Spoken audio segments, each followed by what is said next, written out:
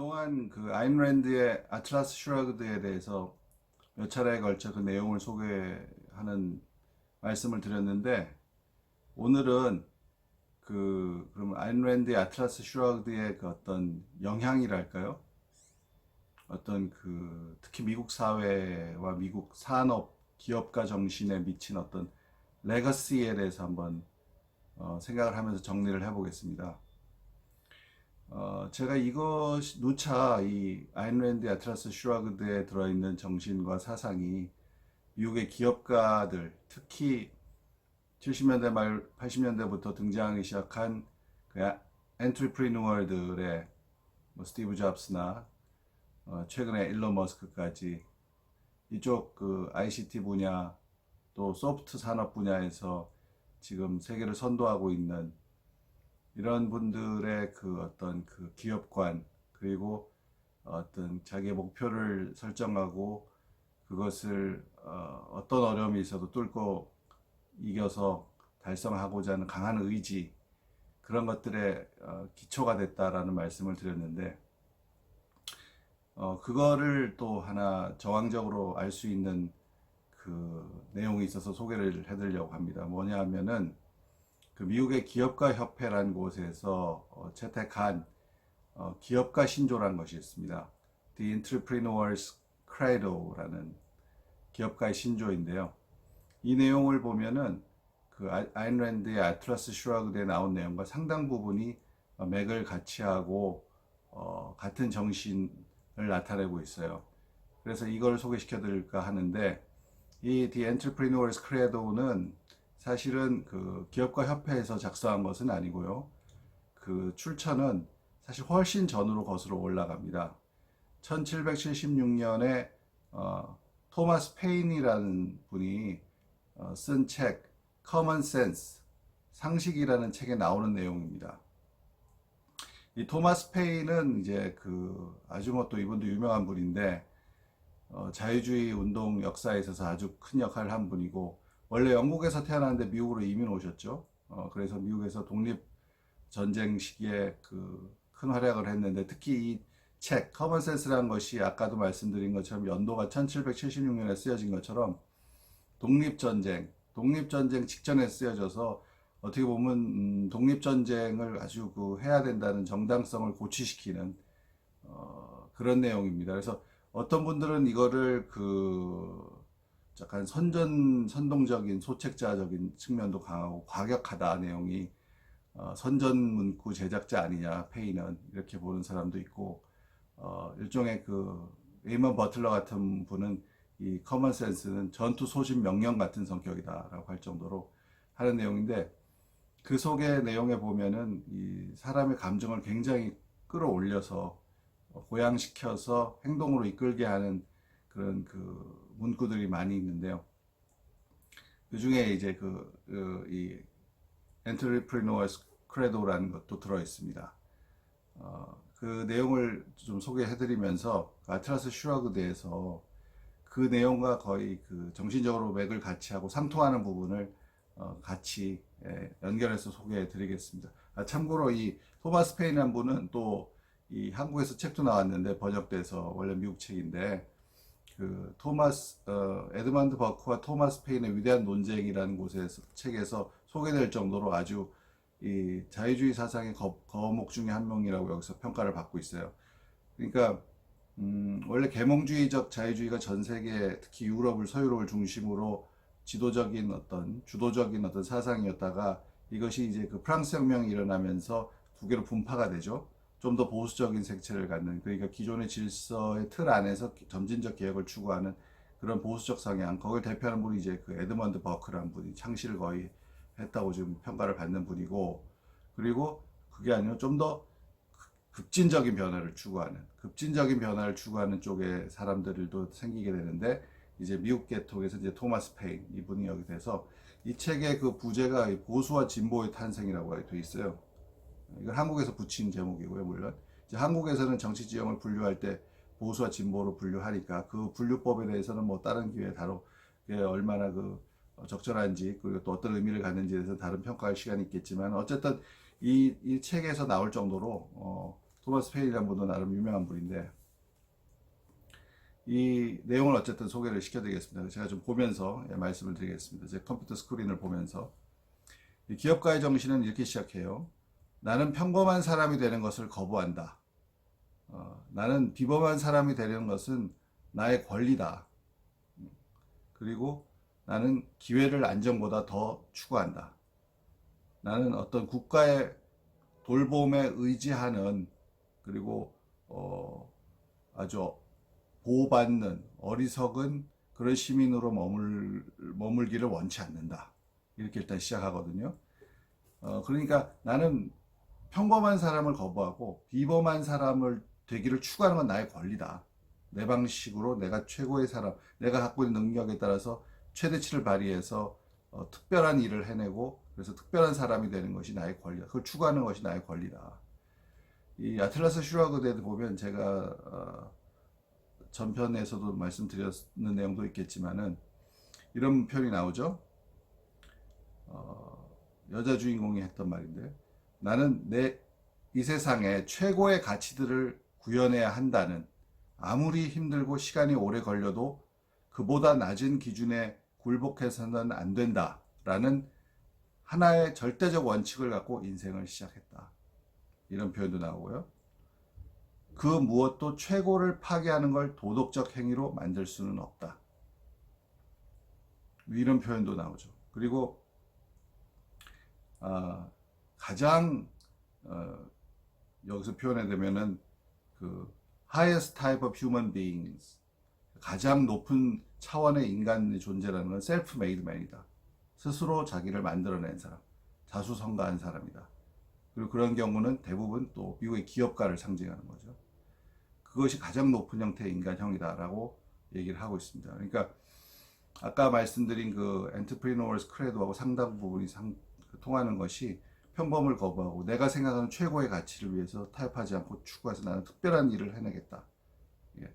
그래서 최고를 추구하는 그 행위 자체가 가장 도덕적인 것이다. 이런 표현이에요.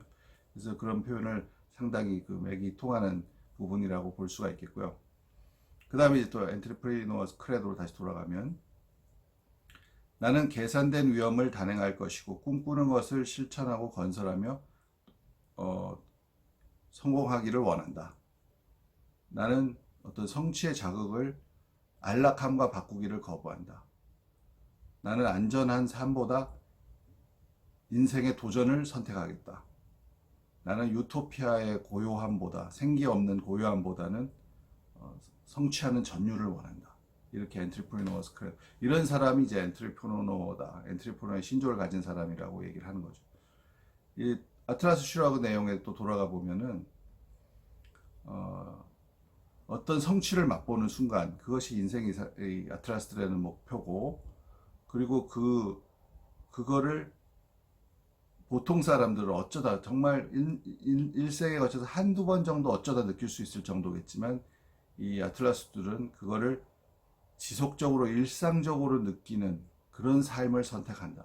그 얘기는 그만한 리스크도 테이킹하고 안전함 속에서 머물지 않겠다는 거죠. 계속 어렵지만 힘든 일을 추구하는 그 전율, 그걸 성취하는 전율을 매일 느끼면서, 매일 계속 느끼면서, 지속적으로 느끼면서 사는 삶을 지향한다. 그런 내용이고요. 또 이제 그 엔트레프리너스 크레도로 돌아가면 거기 또 이런 말이 나와요. 나는 나의 자유를 안락함과 바꾸기를 거부하고 어떤 위협에도, 누구에게도 굴복하지 않고 어떤 위협에도 굽히지 않을 것이다. 이런 말이 나옵니다. 이 대응하는 아틀라스 슈라그대에 나오는 문구는, 나는 한 가지 원칙을 고수합니다. 그거는 그 무엇보다 내 판단을 우선시하는 것, 내 삶이 최고의 가치라는 생각, 그 생각은 가장 높고 고귀한 것이며 유일한 선이라고 생각합니다. 유일한 옳음이라고 생각합니다. 이렇게 얘기를 하죠. 그러니까 어떤 경우에도 굴복하거나 타협하지 않고 내가 생각하는, 내 판단에 따라서 내 삶이라고 하는 최고의 가치를 추구하는, 그런 인생을 살겠다. 그런 내용이 나와서 이것도 유사한 내용이고요. 그리고 이제 Entrepreneur's Credo의 마지막 부분인데요. 이런 말이 나옵니다. 자랑스럽고 두려움 없이 꼿꼿하게 몸을 세우고 서는 것, 스스로 생각하고 행동하는 것, 그리고 내가 창출한 결과들을 즐기면서 만끽하는 것, 그리고 그것들과 세계를 당당히 마주 보면서 이것이 이건 내가 일궈낸 거야 라고 말하고, 이것이 나의 유산이다 라고 말을 하고, 그렇게 어떤 그런 것을 이뤄내는 것이 기업가가 된다는 의미이다. 그것이 기업가의 길이다. 그러니까 어떤 두려움에도 굴하지 않고 꼿꼿이 서서 그야말로 하느님의 도움으로, 내가 신의 도움으로 내가 어떤 것들을 성취해낸다면 이것은 내가 성취한 것이다 라고 자랑스럽게 얘기하고, 그것을 이게 나의 유산이라고 스스로 자랑스러워하는, 내가 성취한 것을, 내가 창출한 것을 또 만끽하는, 그것이 바로 기업가의 길이다, 기업가의 정신이다 라고 얘기를 하거든요. 이것에 대해서 아틀라스 슈라그에 관련되는 내용은 이런 게 있어요. 이 부분은 이제 마지막에 그 주인공, 가장 핵심이 되는 주인공이 모든 사람들한테 전하는 말, 일종의 연설에서 나오는 마지막 문구인데 이렇습니다. 여러분이 지닌 가장 고귀한 것의 이름으로 이 세상을 나쁜 악의 존재들을 위해서 희생시키지 마시라. 인간에게 어울리는 것은 꼿꼿한 자세와 타협하지 않는 정신, 무한한 길을 가는 발걸음이라는 것을 잊지 마시오. 여러분 영혼 속의 영웅이 여러분이 마땅히 누려야 함에도 그럼에도 불구하고 쓸쓸한 좌절감 속에서 쓰러지게 하지 마시라. 여러분이 갈망하는 세상은 만들어질 수 있다. 그것은 존재할 수 있다. 그리고 그것은 바로 여러분의 것이다. 이런 말이 나오죠. 그러니까 꼿꼿하게 타협하지 말고 좌절하지 말고 꼿꼿하게 자기 뜻을 밀고 일어나면 당신이 성취하고자 했던 것은 반드시 이루어진다. 그것이 당신이 가장 고귀한, 당신을 실현하는 일이다. 당신의 속에 들어있는 가장 고귀한 것을 구현하는 것이다. 당신이 당신 속에 들어있는 영웅을 죽이지 않는 길이다 라고 말을 하죠. 영어로 하게 되면 이렇게 끝이 나요. The world you desired can be won. It exists. It is real. It is possible. And it's yours. 그렇게 얘기하죠. 아주 운율도 멋있고 내용은 더 멋있고, 이게 이제 결론적인 내용입니다. 아틀라스 슈라그. 당신이 희망하는 세상, 당신이 원하는 세상은 존재할 수 있다. 그건 가능하다. 그리고 그건 당신 것이 될 수 있다. 그런 말이죠. 그래서 In the name of the best within you, 너 안에 들어있는 그 가장 고귀한 것의 이름으로 포기하지 마라. 끝까지 그걸 밀고 나가라. 이런 내용이죠. 이런, 아까도 근데 이제 엔트레프레너스 크리도로 돌아가면은 바로 기업가가 된다는 의미, 기업가의 길이라는 것은 자랑스럽고 두려움 없이 꼿꼿이 몸을 세우는 것, 스스로 생각하고 행동하는 것. 그래서 하나님이 나를 도와준다면, 이제 이 토마스 페인 시절에는 with God's help 이라는 표현을 썼는데, 이 신이 나를 도와준다면 내 노력과 합쳐져서 엄청난 성취를 해낼 것이고, 그것을 당신이 만끽하고 이것이 나의 유산이다라고 자랑스럽게 생각하는 것, 그것이 바로 그것이다. 길이고 정신이다. 그런 말을 합니다. 그래서 이 The Entrepreneur's Credo가 1776년에 쓰여졌는데, 이것이 1986년에 미국의 기업가 협회에서 기업가 신조라고 채택이 돼요. 그러니까 무려 200년이 지난 시점에 200여 년이 지난 시점에 이제 미국 기업가 협회에서 기업가 신조로 채택이 됩니다. 그럼 그 사이에 많은 일이 있었겠죠. 그리고 사실 토마스 페인은 아까 말씀드린 것처럼 미국에서는 이른바 좀 급진적인 자유주의, 그러니까 이때까지만 해도 어떤 맹아적인 단계는 있었지만은 19세기 중반 이후에 나온 사회주의라든지 만민평등주의, 집산주의적인 평등주의, 이런 것들은 아직 이념적으로 본격화되기 전이지만 그 맹아적인 형태로는 상당히 모든 만민이 평등하게 사는 세상을 지향해야 된다는 것이 프랑스 혁명의 정신이고 자유주의의 정신이라고 생각하는 사람들이 있었죠. 그런 사람들 중에 대표적인 사람이 이제 토마스 페인이었던 거고, 그렇게 급진적인 변화는 오히려 더 부작용을 일으킨다라고 하면서 기존에 인정되고 검증된 질서를 인정하면서 그 틀 안에서 새로운 변화를 점진적으로 추구해야 된다는 세력이 나왔다고 그랬죠. 이제 에드먼드 버크에서부터 시작된 보수주의적 자유주의의 또 하나의 길인데, 토마스 페인은 나중에 굳이 꼭 이런 두 진영 간에 상관없이 어떤 미국의 어쨌든 뛰어났던 사상가이자 행동가로서 인정을 받고 두루두루 이렇게 인용이 됩니다. 이거는 미국에서 참 좋은 점이죠. 어떤 이 사람이 뿌리를 찾아가 보면 이 사람이 이런 사람이었고, 그래서 그 사람이 지금 나와 반대 진영의 선구자였다, 그러니까 우린 그 사람 뭐 평가 절한다, 이런 거라기보다는 어쨌든 미국의 위인이었으니까 그 사람의 어떤 생각의 기본적인 어떤 정신 같은 것들은, 그런 것들은 존중해서 받아들이고 또 인용을 많이 하죠. 레이건 대통령도 이 토마스 페인을 인용한 적이 있고요.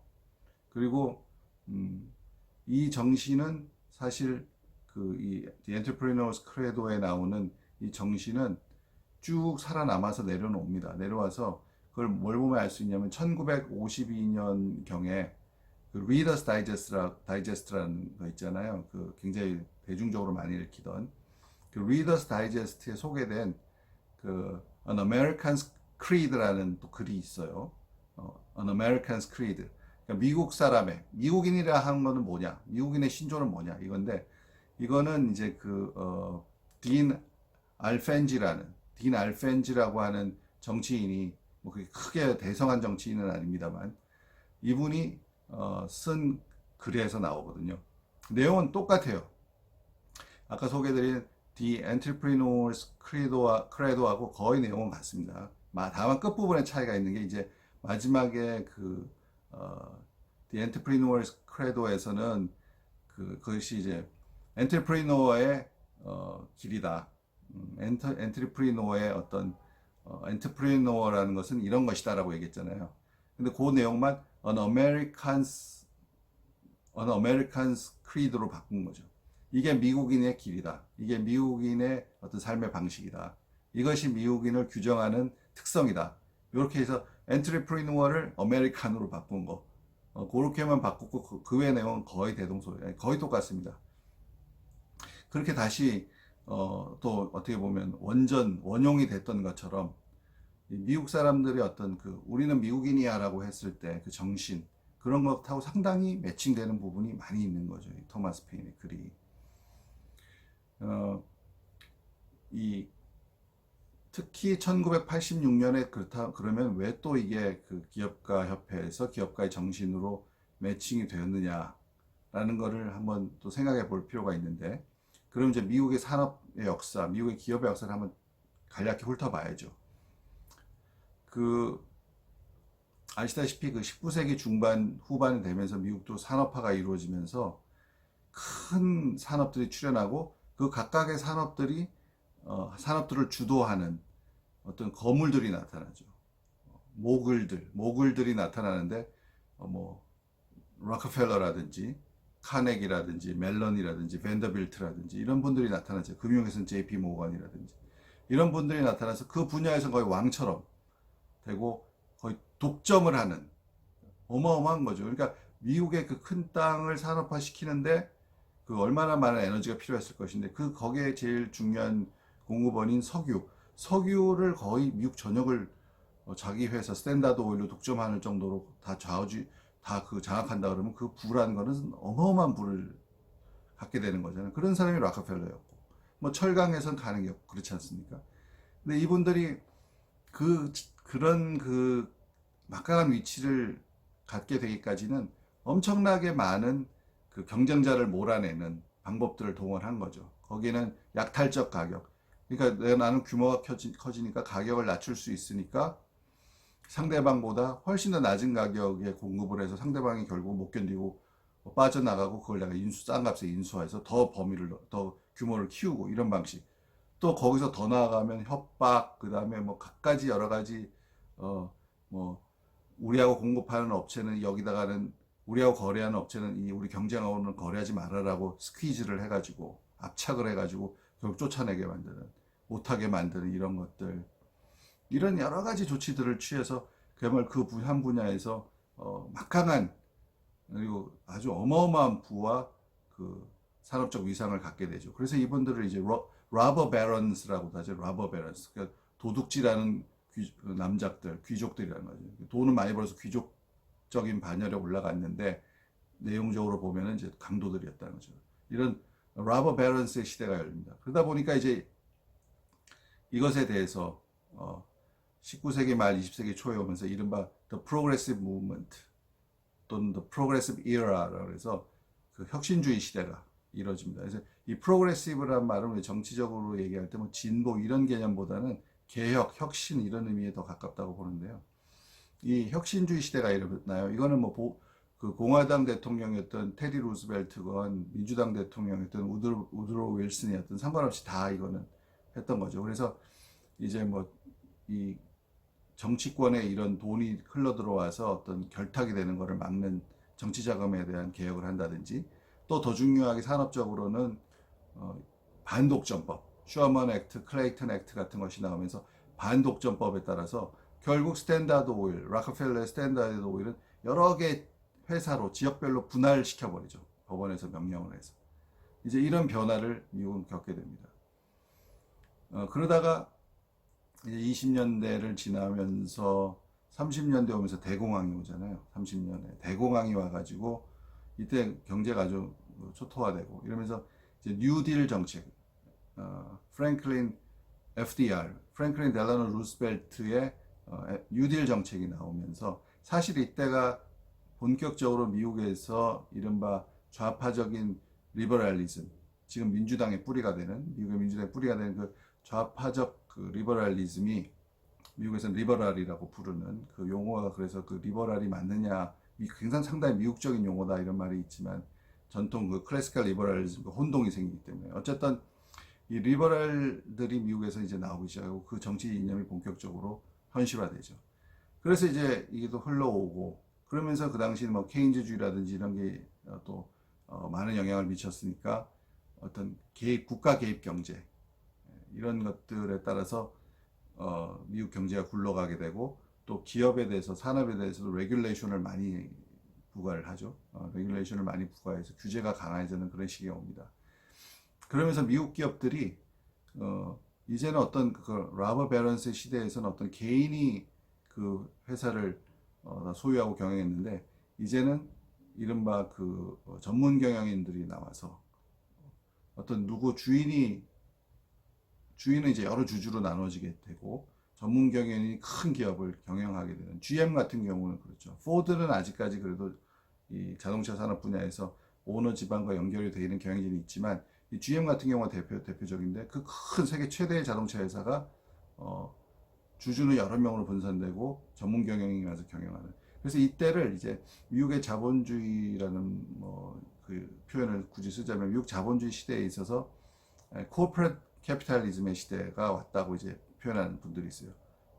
그 전에는 이제 다 자기가 직접 경영을 하면서 소유하면서 하는 그런 시기였죠. 그래서 그거를 제1기에 어떻게 보면 엔트레프리노얼 캐피탈리즘의 시대였고, 그 이후에 이제 40년, 50년, 1940년, 50년 넘어오면서 이제 코퍼레이트 캐피탈리즘의 시대가 오게 됩니다.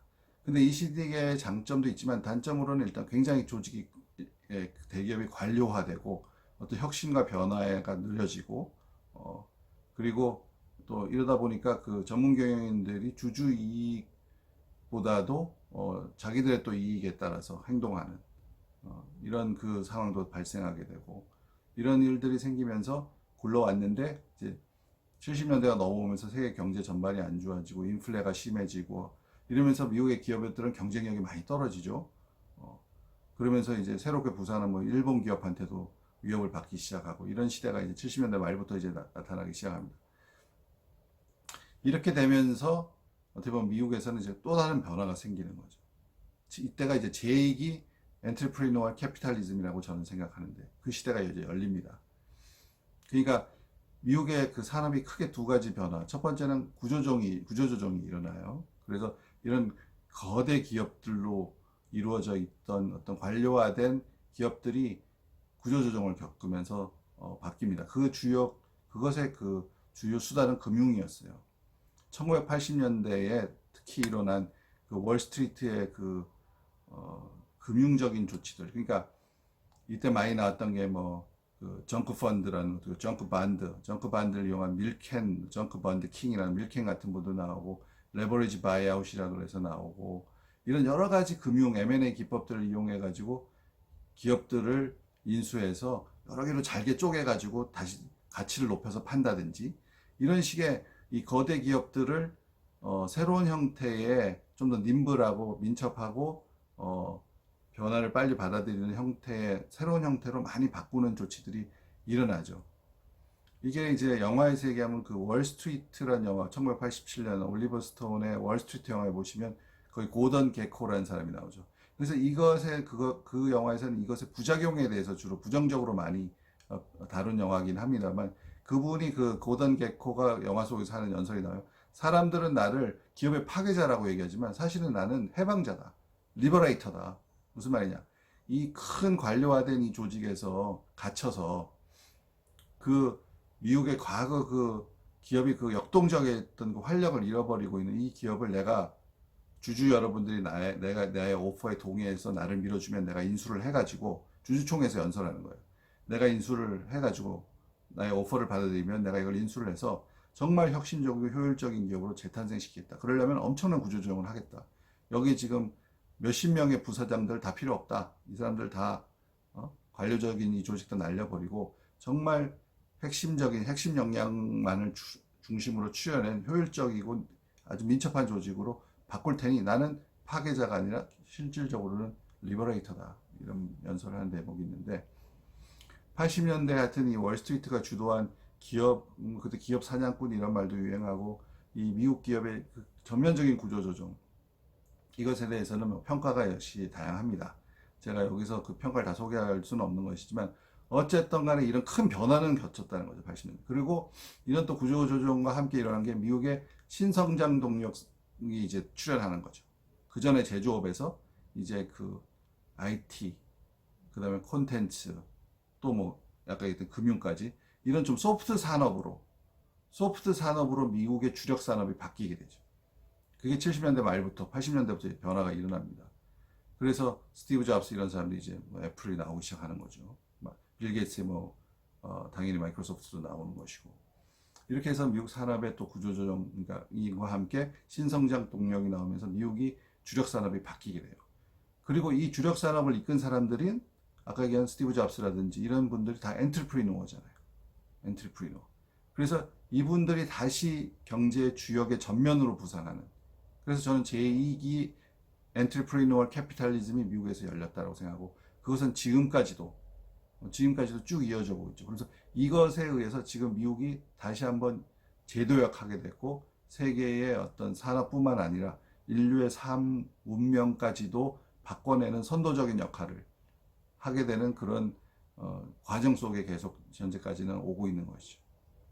물론 이 2기 캐피탈리즘은 1기 캐피탈리즘하고 좀 다른 점, 1기 엔트리프리니얼 캐피탈리즘은 다른 면도 있어요. 그러니까 1기는 거의 그 소유와 경영이 완전히 하나가 됐던 거고 2기의 그 다음에 왔던 어떤 코퍼레이트 캐피탈리즘은 완전히 분류가 됐다면 3기는 처음에 벤처나 이런 조그만 기업을 시작할 때는 다 자기 걸로 엔트리프리노어들이 시작하지만 이게 이제 금융을 이용해서 투자를 많이 받게 되니까 자기 지분은 많이 떨어지죠. 그러니까 절대적인 소유권은 없어요.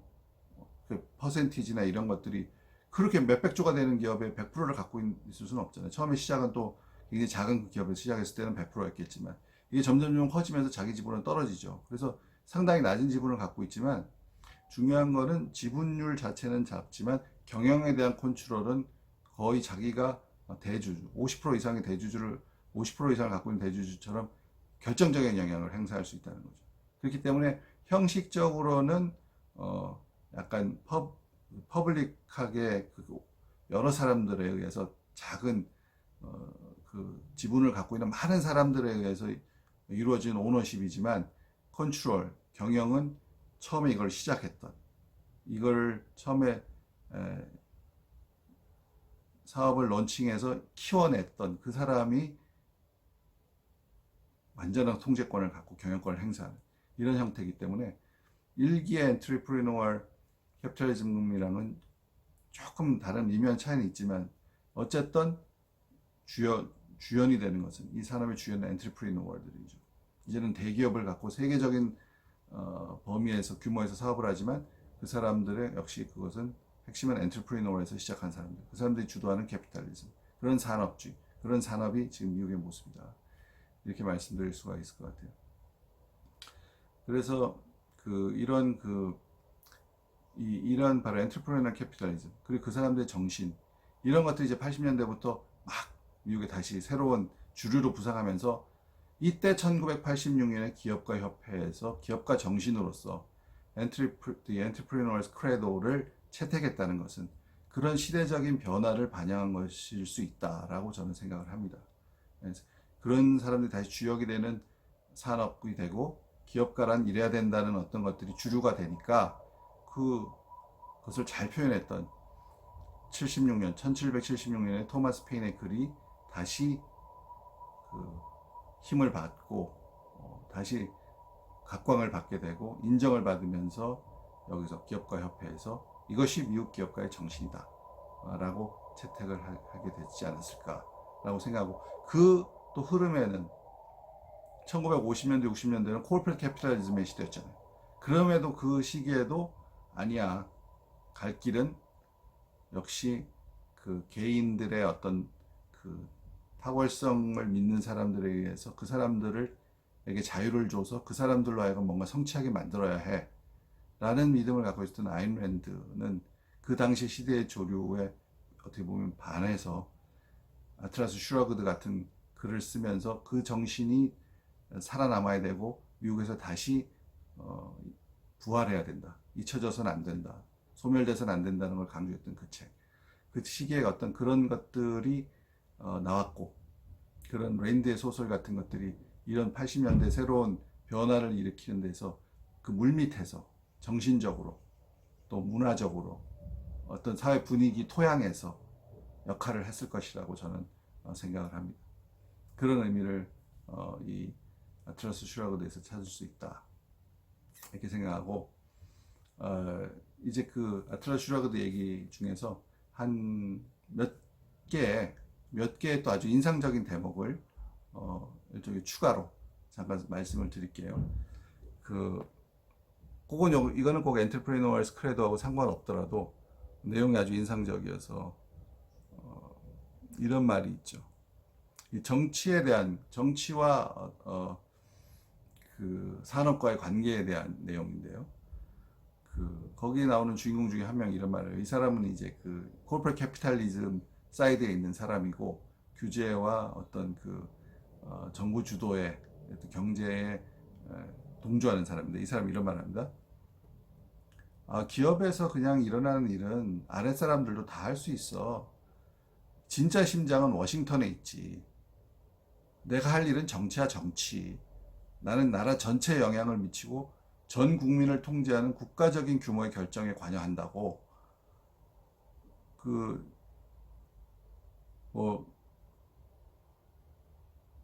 여기 신문에 실린 몇 마디 말, 법령 하나하나가 구석구석 이 나라 모든 사람들, 아주 낮은 계층의 사람서부터 아주 꼭대기 펜트하우스에 사는 사람들의 모두의 삶을 바꿔놓잖아. 정치의 가장 중요해. 나는 그 일이 내가 하는 일이야라고 얘기하죠. 그런 이제 인식을 갖고 있다라는 것을 이제 그 소설적 형식을 통해서 이제 극적으로 표현을 하고 있습니다. 과연 그럴 문제 아이르랜드는 당연히 아니라고 생각하는 거죠. 여기 또 이제 그 반대되는 내용은 이렇게 써요. 뭔 얘기냐면 반대되는 거를 또 아주 소설적으로 재밌게 표현한 부분이 나오는데 그 어떤 사람이 자기 지역에서 모든 사람들이 그 사업하고 이런 사람들이 일자리 찾는 콜로라도란 다른 주로 옮겨간다는 거예요. 이해를 못하겠다. 왜 그러지? 라고 하면서 하는 말이 나옵니다. 이렇게 얘기해요. 왜 다들 콜로라도로 몰려가는 거지? 여기에는 없고 거기에만 있는 게 대체 뭐야? 그러면서 나는 모르겠어. 거기는 후진적이고 원시적이고 위기한 지역이야. 현대적인 정부조차 없지. 그것 주정부는 미국에서 최악이야. 게을러서 일도 안 하고 하는 일이라고는 그냥 치안 유지 정도밖에 없어. 주민을 위해 하는 일이 없어. 아무도 안 도와준다고. 그런데 왜 최고의 기업인들이 모두 그곳으로 가려고 하는지 모르겠어. 이런 말이야. 근데 그 말을 듣고 있던 어떤 젊은이가 이렇게 대꾸를 해요. 어쩌면 거기에는 없는데 여기에 있는 것 때문일 수도 있죠. 그런 말. 거기에는 없는데 여기에는 있는 것. 그건 뭐죠? 정부라는 거죠. 정치의 힘이라는 거죠. 콜로라도는 정치의 힘이 없다. 산업에 미치는 정치의 힘이 없다. 근데 우리 여기는 정치의 힘이 있잖아요. 그러니까 여기에는 있는데 거기 없는 것 때문에 그 사람들 글로 간다. 그러니까 아까 컴플레인 했던 이해를 못하겠다고 얘기했던 사람은 뭐였어요 생각이? 거기는 정부가 하는 일이라고는 치안 유지밖에 없고 뭘 주민을 해주는 일이라고는 아무것도 없는데 왜 사람 기업가들이 글로 다 몰려가는 거야? 우리는 갖고 있는 게 얼마나 현대적인 정부와 얼마나 좋은 것들을 제도들을 가지고 있어. 그런데 왜 그게 없는데 사람들이 몰려가는 거지? 라고 했더니 듣고 있던 청년이 아니 그러니까 여기는 있는데 거기 없는 게 좋아서 글로 가는 걸 수도 있죠 라고 얘기합니다. 바로 아까 좀 전에 소개시켜줬던 정치가 가는 것은 모든 것의 중심이고 정치가 모든 사람의 삶에 영향을 미치는 가장 핵심적인 거야 라고 하는 생각, 그리고 그것이 현실화된 지역, 그런 체제, 이런 체제는 기업가들이나 산업의 활성화 측면에서 보면은 오히려 부작용이 더 커서 그런 것을 사람들은 떠나고 싶어 한다 라는 것이 아인랜드가 하고 싶은 말이에요. 그러니까 정치와 산업의 관계, 정치와 경제의 관계에 대한 아일랜드의 생각이 아주 뚜렷이 나타나고 있는 그런 대목이죠. 그리고 마지막으로 한 대목 또 소개시켜드리면, 그래서 이제 아틀라스들은 이제 떠나고 경제는 이제 그 활력을 잃고 피폐해지잖아요. 이제 그런 지역들이 미국에서 한두 군데 생기는데 그 어떤 지역을 이 남자 주인공과 여자 주인공들이 일이 있어 찾아갑니다. 찾아갔다가 거기에 어떤 여인을 만나는데 완전 피폐한 마을에 여인을 만나죠. 만나는데 굉장히 나이가 들어 보여요. 그래서 이제 노인 할머니라고 정도로 생각하고 이제 뭘 물어보고 갔는데 가만히 보니까 이 여인이 배가 이렇게 나와 있는데 나중에 생각해보니까 이게 임신한 것 같다는 생각이 든 거예요. 그 여자 주인공이. 그래가지고 다시 가가지고 몇 살인지 물어보고 이제 다시 돌아와요. 돌아오면서 그 남자 주인공한테 하는 대사입니다. 뭐라고 얘기냐면은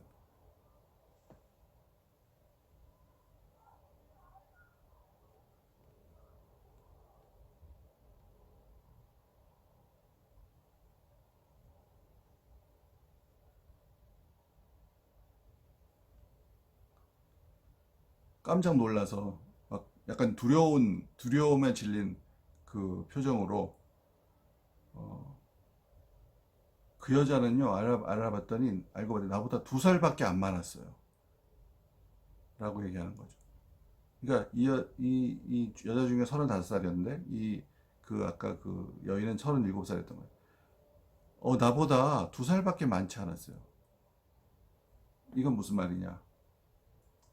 그러니까 남자 중에 이렇게 대답합니다. 세상에 어쩌다 그 지경까지 된 걸까? 이렇게 얘기를 하죠. 놀라서 남자 주인공 그렇게 나이가 많았어? 라고 놀라면서. 이게 무슨 말이냐? 우리가 지금 100세 시대가 왔다. 그리고 지금 40대, 심지어 60대도 옛날 20대, 30대하고 별 차이 안, 외모적으로 보면. 동안이 타고난 사람도 있지만, 이제는 정말 평균적으로 봐도 예전에 50대와 지금 50대는 나이 차가 훨씬 많아 보죠. 예전 50대면 정말 특히 우리 예전 한 100년 전으로 돌아가면 그때 50대면은 진짜 할아버지잖아요. 지금 50대는 할아버지는 아니잖아요. 뭐 당연히 60대도 할아버지가 아닌데. 그리고 실제로 외모를 봐도 예전에 한 뭐 지금 60대 되시는 분이 예전에 40대, 30대 분하고 별 차이 없을 수도 있어요. 특히 좀 더 관리를 하신 분은 더 그렇고요. 이건 뭐냐? 그만큼 문명이 발전해 오면서 사람들의 평균 수명도 늘어나고 이 외모도 젊음이 더 유지되는 것이 오래 간다는 거죠. 이게 사람이 바뀐 게 아니라 문명의 힘이라는 것입니다. 문명을 이끌어 나가는 그 힘의 원천은 바로 경제 발전과 그걸 통해서 일어나는 풍요. 그 풍요라는 그 토양 속에서 그러한 평균 수명의 연장, 그다음에 노화의 어떤 지연, 이런 형상들, 이런 혜택이 생긴다는 거죠. 근데 이게 무너지면 이 경제 활력을 잃고 그래서 이 문명의 어떤 수준이 퇴화하면 사람들이 더 옛날처럼 돌아가서 더 빨리 늙는 거죠. 그래서 이 소설에서 기가 막히게 아인랜드 얘기한 것처럼 이게 뭐 그냥 거창하게 우리의 삶이 어려워져 이런 문제의 차원이 아니라 일상에서 우리가 피부로 느낄 수 있는 게 사람들이 37살짜리 여인이 35살짜리 여인이 봤을 때 할머니로 보이고 나보다 2살 더 밖에 더 안 많다는 게 믿어지지 않는 이런 상황이 오게 된다는 것입니다. 즉 아틀라스 슈러그에서 얘기하는 아인랜드 얘기는 문명이 퇴화할 때, 문명이 활력을 잃고 퇴화할 때 그 발생하는 일은 단순히 조금 못 살게 된다, 좀 삶이 팍팍해지고 어려진다가 아니라 우리가 지금 당연하다고 누리고 있는 이 혜택들, 이 진정한 의미의 진보가 이뤄낸 우리 사회 그리고 우리 인간 삶의 여러 가지 개선된 것들이 무너지고 파괴되고 과거로 회귀될 수 있다. 이거를 얘기하고 싶은 것입니다. 그래서 이 부분이 또 아주 인상적인 장면으로 생각이 됩니다. 마지막으로 그럼 아인랜드 얘기를 좀 정리를 해야 될 것 같아서 이분에 대해서 한번 생각해 볼 필요가 있는데 어떤 이분의 어떤 위상과 어떤 그 지금 이른바 얘기하는 미국을 중심으로 하는 그 사상의 지형에서 어떤 위상, 위치를 한번 더 생각할 필요가 있는데 쭉 소개시켜드린 것처럼 이분 생각은 미국의 전통적인 어떤 또 지금 미국의 정치 세력으로 주류인 미국의 현대 보수주의하고는 생각이 다른 점이 많아요. 미국의 현대 보수주의의 뿌리는 아까 말씀드린 에드먼드 버크에서부터 시작해서 내려오는 그것을 이제 1950년대에 또 이제 아틀라스 슈러거도 57년에 나왔지만 1952년에 나온 또 유명한 책이 있죠. 그 컨서버티브 마인드라고. 그 책을 쓴 러셀 커크가 버크의 전통을 이어받아서 미국식으로 확립했어요. 이분은 이 어떤 정치나 이념의 경계선을 나누는 기준이 뭐냐면 인간의 존재가 완벽해질 수 있느냐, 완벽해질 수 없느냐. 또 인간의 이성은 아주 그냥 제한 없는 힘을 가지고 있느냐, 인간의 이성은 한계가 있느냐. 또 이런 이성을 이용한 진보는 무한대로 발전할 수 있다고 믿느냐, 그렇지 않다. 어떤 기본적으로 불변하는 영원한 질서가 존재하고 그 속에 인간은 놓여 있다라고 생각하느냐. 이거에 따라서 사상을 나누죠. 이쪽 편, 즉 인간의 한계, 그다음에 그 무한 진보에 대한 불신, 그 전통 질서에 대한 신뢰. 이것은 이제 미국의 보수주의의 본령이 되는 정신적인 사조죠. 기본적인 개념들이고 이쪽은 무한 진보, 이성에 대한 절대적인 신뢰. 그다음에 인간에 대한 어떤 인간이라는 위상에 대해서 아주 특별한 존재로 생각하는 이런 것들은 사실은 급진주의적인 사상으로 이것이 이게 좌파적으로 흘러버리면 어떤 그 이상향을 인간의 설계로 만들어내겠다는 사회주의가 될 수도 있는 거지만 이쪽 생각을 이제 두 분으로 나누면 그래서 이 세상을 어떤 이상주의로 바꿔버리겠다. 그리고 어떤 사회의 평등, 사회 내의 개개인의 평등이 개인의 자유보다 중요하다고 생각하게 되면 아까 얘기한 사회주의 공산주의로 가는 거고 그렇지 않다. 인간은 무한히 진보할 수 있지만 개인의 자유가 더 중요하다. 어떤 집단 내의 평등보다 개개인의 자유가 더 중요하다고 생각하면 이건 사회주의 공산주의가 아니라 고전적 자유주의. 클래시컬 리버럴리즘의 영역에 머무르면서 무한한 진보인을 진보를 믿는데 아인랜드는 분명 여기 속해 있는 거죠. 이쪽 계열에 속해 있고 이것이 미국에서는 이제 보전적 자유주의라고 부르기도 하지만 이제 리버테리안이라고 하는 리버테리아니즘이라는 형태, 자유지상주의라고도 표현되는 이런 형태라고 해도 개인의 자유를 그냥 뭐 절대적 가치를 주고 중요하게 생각하니까 이쪽 계열로 볼 수가 있는데 이건 이제 보수주의하고는 좀 다르거든요. 그래서 이 미국의 본령이 되는 우파는 보수주의고 거기에 의하면 아일랜드는 사실은 어떻게 보면 밀려나는 좀 약간 축출될 수도 있는 그런 존재가 돼서 약간 컬트처럼 많은 이 일부 사람들이 아일랜드를 좋아하고 추앙하고 막 그 따르지만 정치 세력에서 미미해요. 아일랜드적 같은 생각은 미국에서 이건 미국에서 이제 리버테리안 파티라고 있잖아요. 리버테리안 당이라고 아예 별도 당이 있지만 이 당에서 매번 대통령 후보도 내고 그래요. 근데 여러분들 못 들어보셨죠? 그 당 후보가 누군지도 실질적인 영향력이 없어요. 이 공화당이 미국 우파의 대표 정당이고 그 본령은 보수주의적 현대 미국식 보수주의니까 그것에 비하면 여기는 상당히 미미하죠 영향력이. 어쨌든 이런 쪽으로 있기 때문에 아까 말씀드린 미국 정치 세력 또는 미국의 어떤 정치 이념의 지형도에서 아일랜드의 실질적인 위상은 어떻게 강력하진 않습니다. 냉정하게 봐서. 그러나 그 사람의 랜드의 어떤 아까 쭉 아틀라스 슈라그드나 그 전 작품 파운틴 헤드를 통해서 소개됐던 그 생각과 정신은 더 깊은 어떻게 보면 더 아래로 스며들어 있는 거죠. 골고루 깊이 스며들어 있는 거죠. 그래서 그 토양에서 어떤 스티브 잡스 같은 사람들의 어떤 인간형도 나올 수 있는 거고 그렇게 작용하기 때문에 또 상당히 그런 면에서 보면은 의미가 있지 않겠나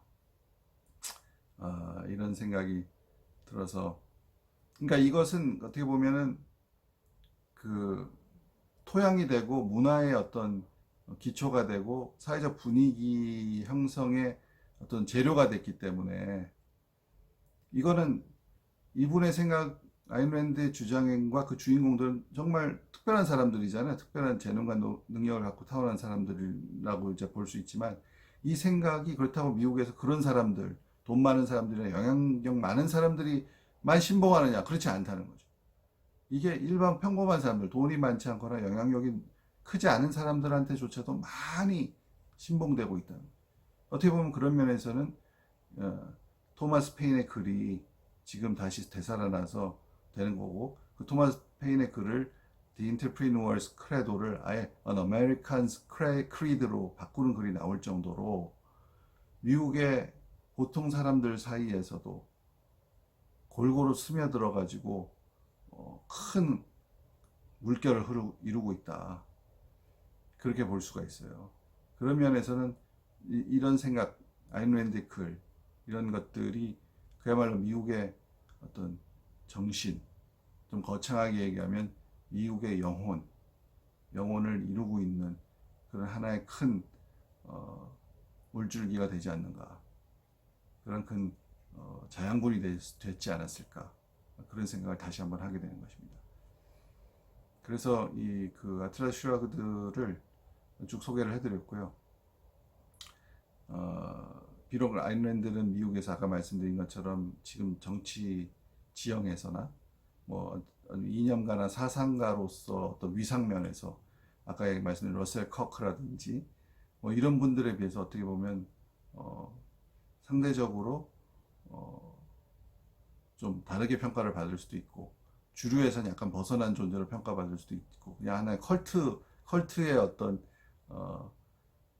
리더로 생각될 수도 있겠지만은 그 소설이라고 하는 대중문화 형식을 통해서 보급된 랜드의 생각은 정치 영역이 아니라 실제로는 경제와 사회 문화 영역에서 미국 사람들한테 많이 스며들어 있고 그것이 바로 기업가 정신에서 채택한 토마스 페인의 글과 내용적으로 거의 같은 맥을 같이 하는 그런 것에서도 나타나듯이 이 분야에서 그런 측면에 있어서만큼은 주류라고 해도 그래서 그 주류가 결국은 미국의 정신이 되고 미국의 영혼이 된다고 볼 수 있는 거기 때문에 그런 의미를 갖는다 이렇게 생각이 됩니다.